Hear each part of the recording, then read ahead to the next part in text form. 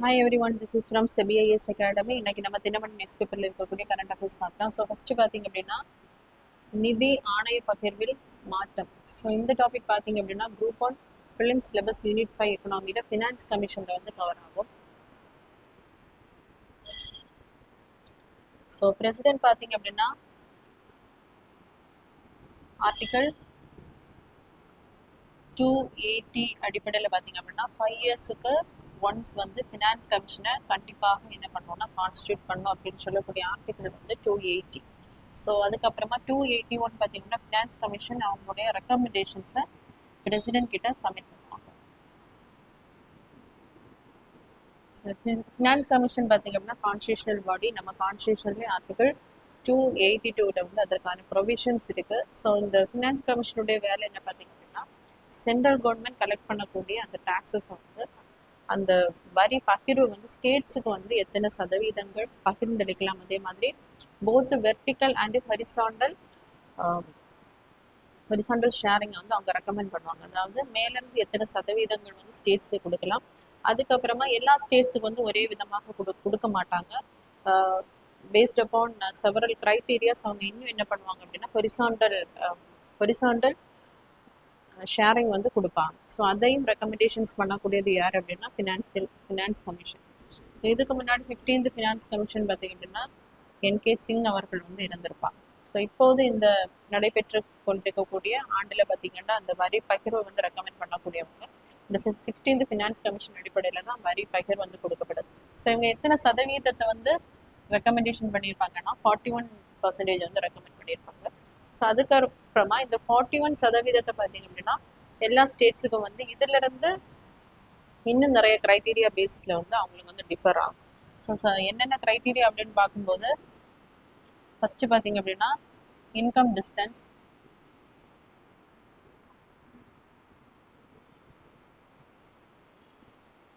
So income டிஸ்டன்ஸுக்கு இவங்க 42.5% கொடுத்துருக்காங்க. அதுக்கப்புறமா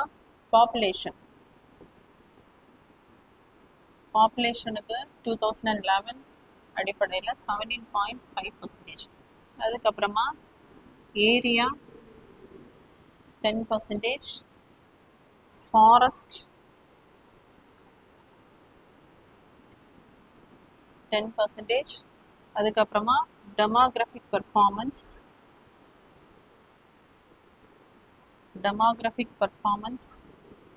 10%. லாஸ்ட்டாக பார்த்தீங்க அப்படின்னா கான்ட்ரிபியூஷன் டு ஜிடிபி. ஸோ இதுக்கு வந்து 10% ரெக்கமெண்டேஷன் பண்ணியிருக்கோம், டோட்டல் 100%.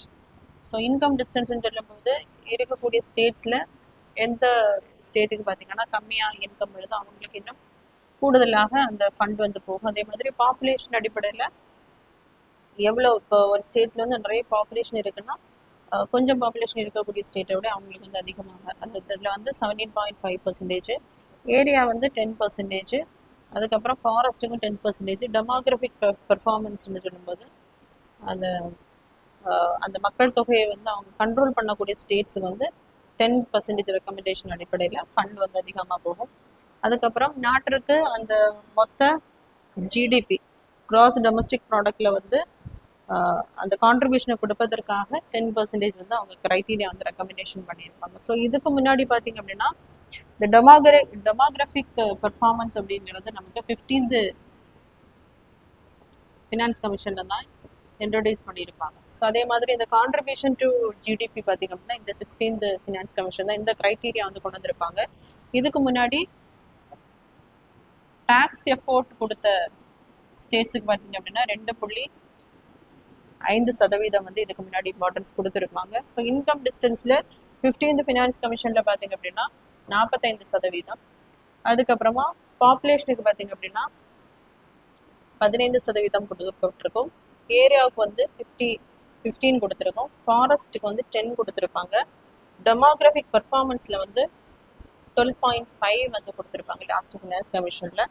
அதுக்கப்புறமா அவங்க வந்து கான்ட்ரிபியூஷன் டு ஜிடிபி அப்படிங்கிற அந்த கிரைட்டீரியா ரெக்கமெண்ட் பண்ணியிருக்க மாட்டாங்க. டாக்ஸ் சப்போர்ட்டுக்கு வந்து 2.5% கொடுத்துருப்பாங்க. ஸோ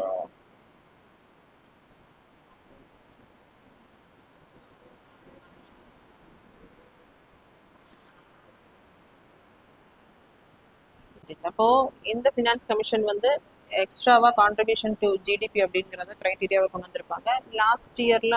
லாஸ்ட் டைம் அவங்க கொண்டு வந்த டேக்ஸ் எஃபோர்ட்டை இவங்க வந்து அதை வந்து எக்ஸ்க்ளூட் பண்ணியிருப்பாங்க. அதுக்கப்புறமா 15th ஃபினான்ஸ் கமிஷனில் தான் டெமோக்ராஃபிக் பர்ஃபார்மன்ஸ் வந்து கொண்டு வந்திருப்பாங்க. ஸோ அதுக்கு முன்னாடி பார்த்தீங்க அப்படின்னா 14th finance commission, 13th finance கமிஷனில் நிறைய க்ரைட்டீரியா வந்து என்ன பண்ணியிருப்பாங்கன்னா ஒவ்வொரு ஃபினான்ஸ் கமிஷன் வந்து ரெக்கமெண்டேஷன் பண்ணியிருப்பாங்க.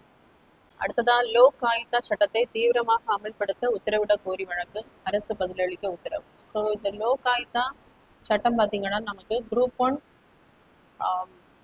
ப்ரிலிம் சிலபஸ் யூனிட் 4ல பாலிட்டியில் ஆன்டி கரப்ஷன் மெஷர்ஸில் வந்து கவர் ஆகும்.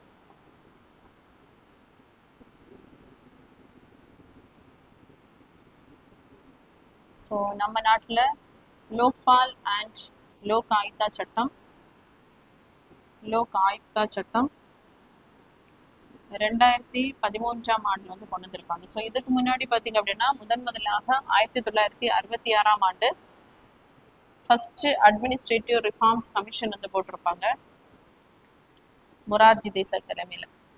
ஸோ அப்போவே ஒரு லோக்பால் மற்றும் லோக் ஆயுக்தா அப்படிங்கிற அமைப்பை ஏற்படுத்தி ஊழலுக்காக இந்த அமைப்புகளை வந்து ஏற்படுத்தணும் அப்படின்னு ரெக்கமெண்ட் பண்ணியிருப்பாங்க. ஸோ நிறைய தடவை அதுக்கப்புறமா மசோதாக்கள் வந்து கொண்டு வந்திருப்பாங்க. ஆனால் எதுவுமே பிரசிடென்ட்டுடைய அசென்ட் வரைக்கும் போயிருக்காது. ஸோ 2013 தான் இந்த லோக்பால் மற்றும் லோக் ஆயுக்தா சட்டத்தை வந்து கொண்டு வராங்க. லோக்பால் பார்த்தீங்க அப்படின்னா சென்ட்ரல் கவர்மெண்ட்ல அங்கே இருக்கக்கூடிய அதிகாரிகளுடைய ஊழலை தடுக்கக்கூடிய அமைப்பு தான் என்னது இந்த லோக்பால். ஸோ இதில் வந்து லோக்பாலில் பார்த்தீங்கன்னா பிரைம் மினிஸ்டர்ஸு எம்பிஸ் எல்லாமே இதில் இன்க்ளூஷன். ஸோ லோக் ஆயுக்தாவில் பார்த்தீங்க அப்படின்னா ஸ்டேட்டில் சீஃப் மினிஸ்டர்ஸ், எம்எல்ஏஸ், அதுக்கப்புறமா ஸ்டேட் கவர்மெண்ட் ஆஃபீஸர்ஸ் இவங்களை வந்து விசாரிப்பாங்க. ஸோ இந்த தமிழ்நாட்டில் பார்த்தீங்க அப்படின்னா லோக் ஆயுக்தா வந்து ஜூலை 9, 2018ஆம் ஆண்டு வந்து தொடங்கப்பட்டிருக்கும். ஸோ இந்தியாவில் பார்த்தீங்க அப்படின்னா லோக்பால் அப்படிங்கிற அமைப்பு 1970ஆம் ஆண்டு முதலாக ஒடிசா மாநிலம் தான் இதற்கான சட்டத்தை வந்து கொண்டு வந்திருப்பாங்க. ஆனால் ஃபர்ஸ்ட் இது எஸ்டாப்ளிஷ் பண்ணது பார்த்தீங்க அப்படின்னா மகாராஷ்டிரா. ஸோ நெக்ஸ்ட் தேசிய உணவு பாதுகாப்பு சட்ட திருத்தத்தை பரிசீலனை செய்ய வேண்டும். ஸோ இந்த topic group 1 main syllabus paper 2 social இஷ்யூஸில் பாவர்ட்டியில் வந்து கவர் ஆகும். நமக்கு வந்து national food security act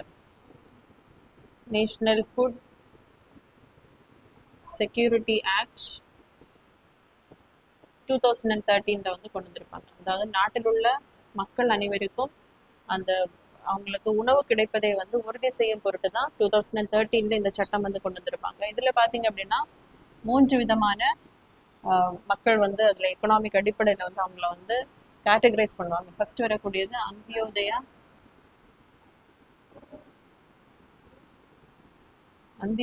Yojana.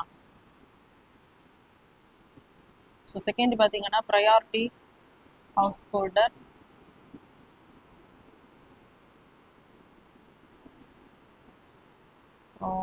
PHS கார்டுன்னு சொல்லுவாங்க. அதுக்கப்புறமா நான் ப்ரையாரிட்டி, தேர்ட் வந்து என்பிபிஹெச், அதாவது நான் ப்ரையாரிட்டி ஹவுஸ் ஹோல்டர்.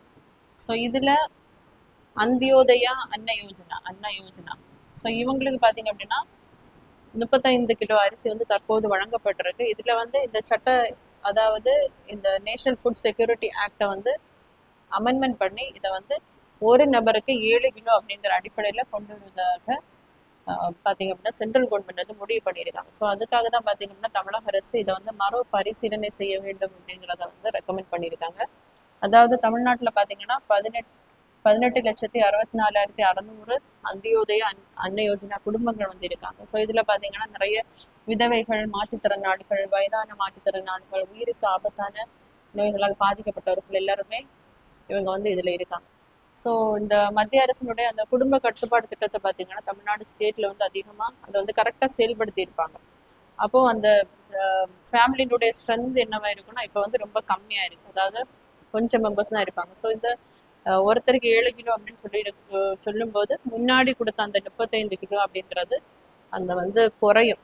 அப்போ அவங்களுக்கு அந்த பாதிப்பை வந்து ஏற்படுத்தும். இதுவே நார்த் இந்தியாவில் பார்த்தீங்க அப்படின்னா அந்த பாப்புலேஷன் கண்ட்ரோல் மெஷர்ஸை வந்து ஒழுங்காக செயல்படுத்தி இருக்க மாட்டாங்க. ஸோ அவங்களுக்கு பார்த்தீங்கன்னா அஸ் யூஷுவலாக கிடைக்கிற மாதிரி கிடைக்கும். ஸோ இங்கே இருக்கக்கூடிய மக்கள் தான் வந்து இதனால பாதிக்கப்படுவாங்க அப்படின்னு தமிழ்நாடு அரசு பார்த்தீங்கன்னா இதை மறுபரிசீலனை செய்ய வேண்டும் அப்படின்னு மத்திய அரசு கிட்ட கேட்டிருக்காங்க.